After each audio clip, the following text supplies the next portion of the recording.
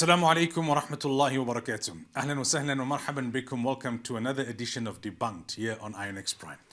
So often our focus is in various parts of the Muslim world, and understandably so. And then at times our focus is on the big international stories. We just recently had a lot of coverage on the elections in the US, for example. And there is some degree of justification in terms of what happens there. It has an impact on almost every part of the world.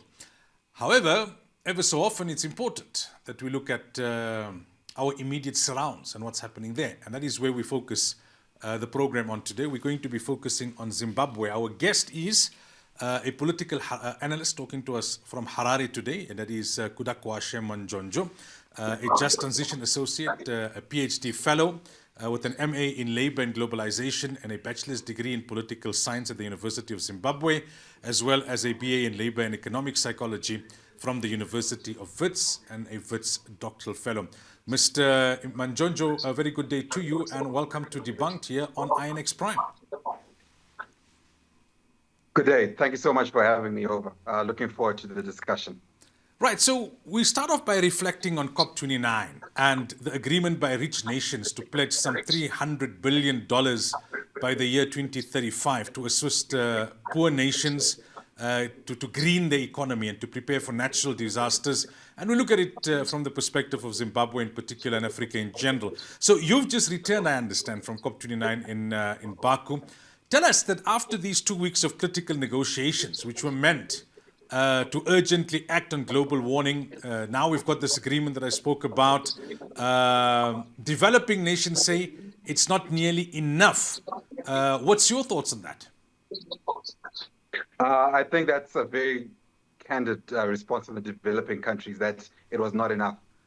When we went to Baku for the COP29 discussions, it was on the back of about 2 to 3 years of discussions around the climate financing. Essentially, what had happened before was that some years back, the Global North had made an agreement with the Global South to support the Global South with about $100 billion of climate financing. Unfortunately, that never materialized. So the issue of climate financing again reared its head to become the main focus of discussion for this COP29. And the argument that the Global South was making, mainly because there's been such a big delay over the last 10 to 15 years in terms of actual quality financing, was that there was the need of at least $1.3 trillion of financing that would support the just transition programs, adaptation programs, mitigation programs within the Global South. And this figure was not just coming out of nowhere. It came primarily from research and work done by the United Nations. So there is no debate essentially around the amount of financing that is needed from the Global South, from the Global North to the Global South. Unfortunately, after those 2 weeks of very intense discussions, we were only able to get, and I call it a deal with a very with quotation marks, because I do not think it was a deal. I think it was a last-minute push from very elite countries that essentially decided that the Global North was going to provide $300 billion, and even this $300 billion is only within the range of up to 2035. So the financing that was discussed and decided on is not even the immediate financing that is currently needed. We're working within a climate crisis that is changing our atmosphere, our temperatures on a day-to-day basis. But the decisions that were made at COP29 do not reflect the severity and the necessity of immediate finance, and that was very unfortunate. So what figure are we looking at, right? $300 billion has been pledged. There is a view that that is only a portion of what's required, and another figure of $1.3 trillion by the year 2035 is what is being circulated as a more accurate figure in terms of what is required. And I think that is perhaps why the Nigerian representative called this $300 billion an insult. But the EU envoy said it's a turning point in climate change finance. Yeah, so I think that's unfortunate that the EU envoy said that this was a turning point. I think they're trying to save face, to say the very least, because everyone knows that this is not a turning point. We are literally kicking the can down the road. If we all agree, based on research, that we need $1 trillion plus and then we only end up with 300 billion. That is not it. There's no turning point in the situation. And that is why our Nigerian colleague firmly stated that it wasn't an insult. And an insult it was. Let's look at it simple. It's $300 billion that's been put on the table. There are more than 130 countries from the global south that are essentially going to be fighting at the end of the day over this pool. That's about $1 billion to $2 billion per country if we're being nice. That is not going to be enough in any way. Just recently, about 2 years ago, with Cyclone Idai, Mozambique, Zimbabwe, Malawi got damages that were nearing about $1 billion worth of damages. Some of these regions have not even recovered from the cyclones. And this is coming directly from the change of our climate. So we are working with a situation where the global north are refusing to change the economic and political hierarchies that are needed for us to effectively address this climate change issue. As we all know, unlike other crises that have happened before, this crisis cannot be solved at a regional level or at a country level. It's a global mandate that needs to be done. So unfortunately, I do believe, for example, that the EU and the rest of the global north decided that because President-elect Trump got elected in the USA, they felt that it would be unfair for them to essentially push for an agenda when Trump has already come out quite strongly arguing against any form of climate financing. So that was an unfortunate situation. But in no way does that limit the power and the influence of the rest of the global north to actually do something stronger than that. The USA does not always have to be the leader. There's a vacuum in terms of leadership from the global north, and we're hoping the EU would have taken that mantle and really done a more powerful push and a powerful shift. But unfortunately, they have not done that. And I think we're all worse for it. So let's look at Zimbabwe at the moment being gripped by power outages, including Zimbabwe's neighbor Zambia, right? The Zambezi River has dried up. Zambia relies on hydroelectricity, and as a result, they're having rolling blackouts. Many are saying that the issue is climate change related. What's the situation, your assessment of the situation, and also your thoughts on the Zimbabwean government's plan of action to be able to deal with it? Yeah, so it is definitely related to climate crisis. So as you mentioned, Zimbabwe and Zambia share hydropower from Lake Kariba. And ideally, we're looking at Lake Kariba providing about 40 to 60% of electricity in these nations. Unfortunately, because of the El Nino that happened last year, the rainfall, the levels, the water levels in Lake Kariba right now is around 10 to 15%, which is totally not enough for us to be able to supply. So what is now happening essentially is that Zimbabwe and Zambia are now put in this situation where they essentially have to decide who gets electricity and who doesn't, from industry to residents, which is a very unfortunate situation. So specifically focusing on Zimbabwe, one mitigation effort that was done earlier in the year was to essentially buy some electricity from our neighboring countries, for example, South Africa, Mozambique, Botswana, and Namibia, based on the Southern Africa power pool. But unfortunately, that electricity is expensive, right? Because, again, it's not like El Nino only affected Zimbabwe and Zambia. It affected all of these regions. So essentially, the whole of SADC is under severe electricity stress. What has been done to try and mitigate the situation besides the power pool sharing? We're now turning back into coal. So we see in South Africa, for example, there was a huge ramp up in terms of coal production to try basically get back to useful and regular electricity. Zimbabwe is also doing the same, but unfortunately, we just do not have the same capacity that was within South Africa. So that's what Zimbabwe is currently doing. But even then, that has been ineffective. It is very difficult to get coal fields and to get the coal power stations ramped up quickly enough to then be able to support the rest of the nation. And that's because essentially the government of Zimbabwe, Zambia, generally the whole of Southern Africa, have been making commitments to try and move away from coal to more of these renewable power systems. But unfortunately, we're not in the position to do that with the climate crisis, which then links us back to why the discussions at COP was so important, right? We're looking for financing to essentially increase the diversification of our electricity supply away from just hydropower to also solar, to wind power. That's why we needed that financing. And unfortunately, we're not able to get that. And we are feeling the effects of that immediately. So let's talk about food security and the development of Zimbabwe's agri-sector, right? The government has recently announced a plan to financially compensate white farmers who lost their land in the last 20 years. What does this mean for Zimbabwe's economy? What does it mean for those non-whites who received land from the government after the year 2000? Okay, yeah. So on this issue, it's essentially two issues, right? But they're all, of course, related because this is the land question. So I'll start off with the compensation that has been provided to white farmers. And context is important when this comes around. Zimbabwe, when we gained independence from Britain, there was the Lancaster House Agreement. And in this agreement, there was a tacit acknowledgement that came from Britain and some of its partners that they would support with compensation to these white farmers for the developments that have been made on the land. This was a part of the agreement. Unfortunately, this went essentially unfulfilled. This agreement went unfulfilled. And then the Zimbabwe government in 2000 going onwards said they could not wait any longer. They had to give land back, rightfully so, to the black majority. So what we now have is basically that the Zimbabwe government was now in a, if you don't do the situation, you're not going to make progress. If you do it, you're not going to make the progress that you wanted. So they have decided to essentially set up a global compensation agreement, which essentially started about 2 years ago, if I'm not mistaken, the agreement about 2-3 years ago, but it's only getting fulfilled now.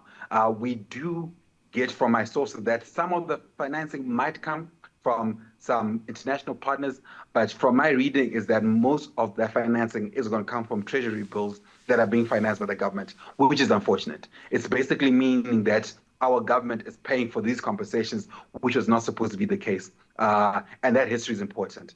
But then relating to the black majority who did get the land from this land reform, there was some worry that maybe the land will be taken back away. Government has been clear that is not going to happen. And actually, there's been a Title D program that has been recently launched to essentially provide some title deed power over this land to these black majorities, black and white, to be fair, who still have control over the land that was taken in 2000. How this is going to work is still something that we're trying to see what's really going to happen. What is currently happening right now was that there was a 99-year lease, and the banking system literally refused, saying that because at the end of the day, the land was still owned effectively by the government, they could not trust or bank these lands as a form of collateral, which is very necessary when you're talking about agribusiness, right? So we're hoping the Title D program that has been recently launched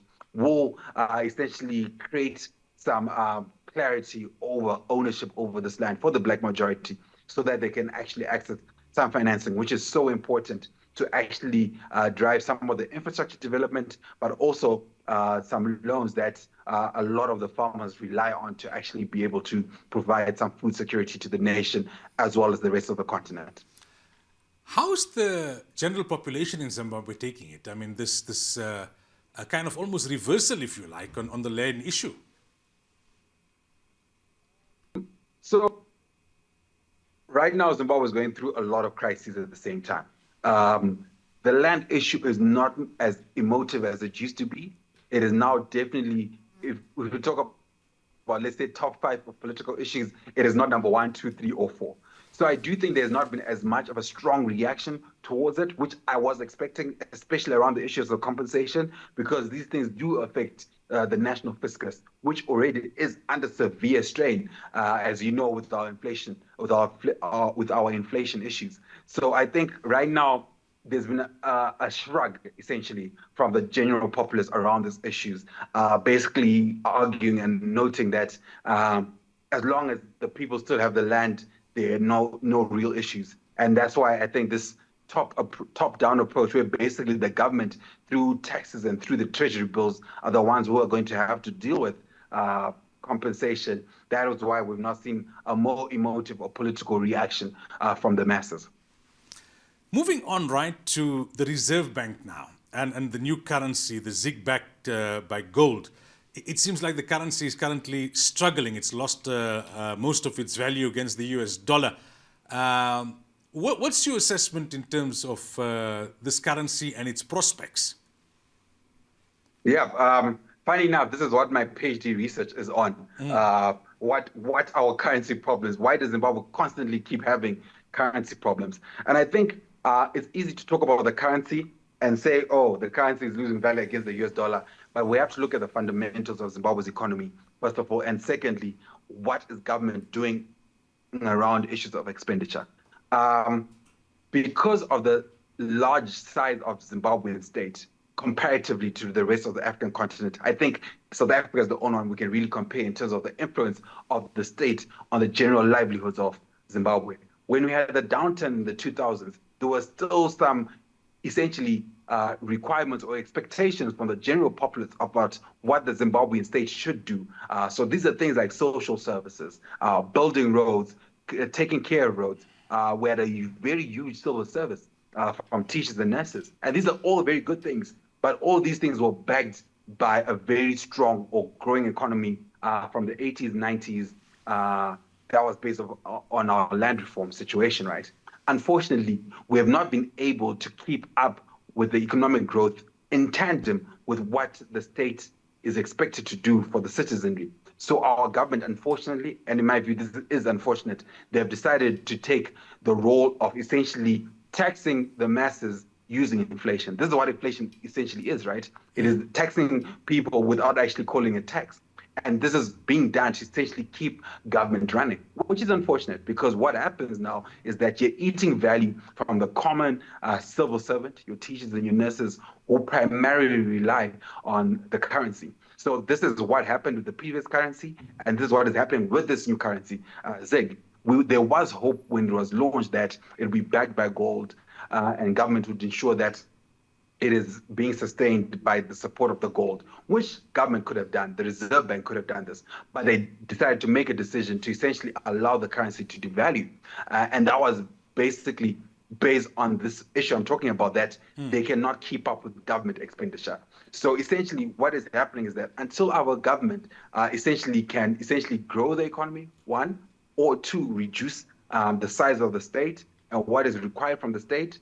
And thirdly, and this is also important, a lot of the political elite rely on their access to the state for their own profiteering. There's essentially a financialization of the Zimbabwe currency, where basically by having access to the Zimbabwe state coffers through the expenditures of government. So for example, if you have access to a road building agreement with the government, you can essentially be the first one to access the Zimbabwe dollar when it's still worth something, but you then sell it in the street. So what is happening is that a lot of our economic and political elites have designed their businesses around having access to the state and essentially flooding the streets of Zimbabwe with a worthless Zimbabwe currency.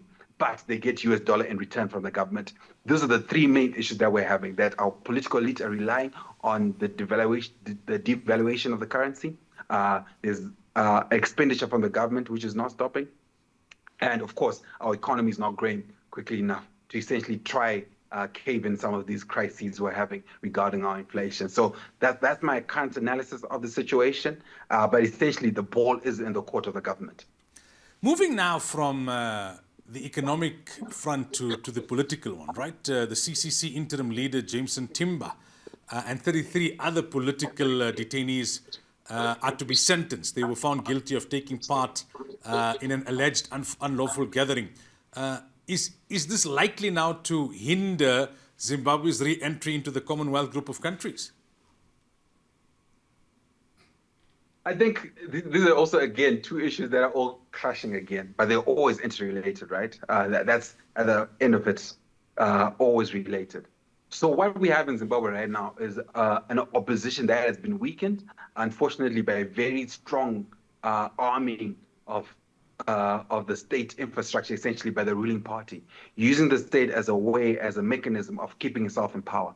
And what they rely on is essentially effectively keeping opposition weak. And some of the ways they do that is essentially ensuring that there is not enough political gatherings that are free and accessible to all. So within that space, we have what we essentially see a lawfare situation where there's the weaponization of the law and is being used in ways that do not make sense to your average person or to your neutral analyst. So the situation, as you mentioned, of Jason Timber and the rest of the crew that was arrested is unfortunate. This is essentially the victimization of political assembly, which should not be the case. People should be allowed to assemble as they see fit when they see fit. But again, this has been what the Zimbabwean government has decided is their track and how they want to move forward, which is unfortunate. And this does have effects in terms of the relations in the international relations sphere. And there are plans and focuses from President Mnangagwa for re-engagement with the West. Our engagement with China is very good currently, but they want to re-engage the West. And re-engaging with the West includes the Commonwealth.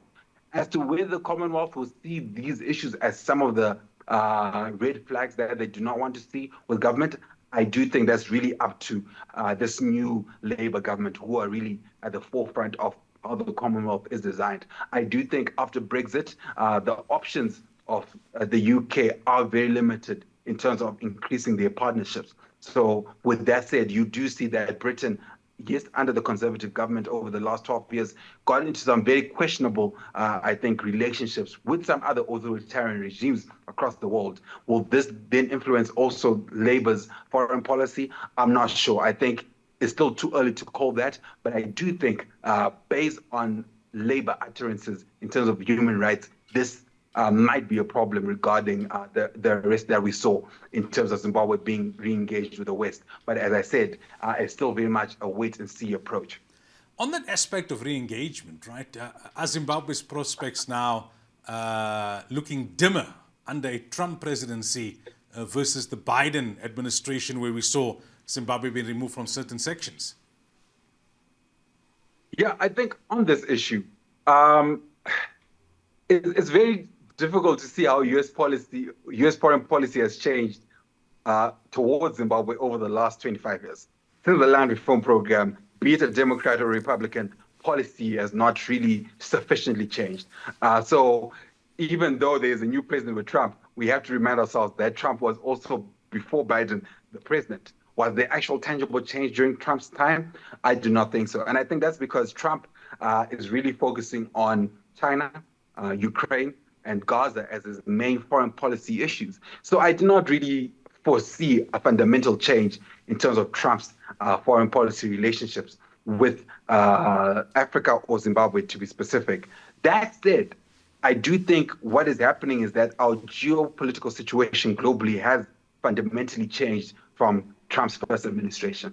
What you have now is that, relating this with the green transition that we saw, Trump is focusing on reindustrializing the United States of America. And what you have is Zimbabwe, Zambia, and DRC with very strategic, critical minerals, for example, lithium, copper, cobalt, phosphate, graphite, which are very necessary for USA's push for industrialization. So my word of advice would be that Trump should really refocus and re-engage with the Zimbabwean government more directly and with a stronger focus if they want to get their industrialization goals to really push forward. Right now, as I mentioned earlier, Zimbabwe has got some very strong relationships with China. And if the Trump administration foresees a change of that relationship, or USA and Zimbabwe having a better relationship, and they want to effectively have industrialization policies working, they have to re-engage with Zimbabwe in a lot more tangible way. And that's our hope, I think, as a Zimbabwean, that there is a better relationship between USA and Zimbabwe. It's without a shadow of a doubt the biggest economy within the country, within the world. But for that to happen, they effectively have to sit down and talk about what that will look like regarding the sanctions. Because the sanctions, even though the United States government says are targeted, do have an effect. When foreign investors look at Zimbabwe, the first thing they see is that there are individuals who have got sanctions. And because of United States financial architecture and the complete monopoly they have over the global financial architecture, this has made things very difficult for Zimbabwe. So essentially, a minerals for finance agreement will be great between Trump and President Mnangagwa. Finally, then, right, talking about Mnangagwa, his second term expires in 2028. Are there moves at play within the ZANU-PF in terms of succession? Is he, firmly in control at the moment with opposition politicians facing charges like we discussed earlier on? Are we looking at a second kind of Mugabe situation here where I shall endeavor to rule until I die? So I think that's also one of the greatest crises that ZANU-PF has faced. I've always mentioned how there is no problem with one party ruling for a long time as long as the will of the people is effected or shown through the voting. And I think what ZANU-PF has got itself into is basically a corner where they cannot essentially have stability within their own internal structures without the assurance of continued control over the state, regardless of elections. This is the quagmire that President Mnangagwa is currently under. So the cause, as we're seeing in Zimbabwe, and I'll say it in Shona because that's the term, is that 2030 tinenge tichiripo, which basically means that in 2030 we'll still be here. This is a call definitely from Mnangagwa's side to essentially argue that we have control of the state, we have control of the party. Does this relate and translate to essentially Mnangagwa leading himself into a third term? This is a very much a wait-and-see approach. We only had elections last year. I still think it's a bit too early for us to really see how this will fulfill itself out regarding actual changes that might be needed in terms of the constitution to allow Mnangagwa to run again in the third term. But there is definitely a tension that is brewing and growing because, again, the lack of succession planning and the way ZANU-PF has decided to design itself as being reliant on the party being essentially intertwined with the state. This is some of the headaches that they're trying to solve. But I do think right now he is firmly in control. But I think only within the next year or so will we actually see what that would look like going forward in terms of will they be able to actually get some changes to the constitution allowing President Mnangagwa to run again. All right, Mr. Manjonjo, thank you so much for your time and for joining us on Debunked here on INX Prime. Really appreciate it. Awesome. Thank you so much. Really appreciate it. Great conversation. From Harare, joining us on the program, we had political analyst Kudakwashe Manjonjo. We discussed various aspects pertaining to Zimbabwe, from COP29 and the money that's being made available for developing countries to their currency and how they're struggling with that. Land, a big issue in Zimbabwe. He says it was bigger before. It's not as emotive as it now. The Mnangagwa regime wants to give kind of recompense, if you like, to those whose land, white people whose land was seized in the last 20 years. How's that going to work remains to be seen. And also the political situation within the country and the political situation between the Zimbabwean government and its external stakeholders. That's it for this week's edition of Debunked. Assalamu alaikum wa rahmatullahi wa barakatuh.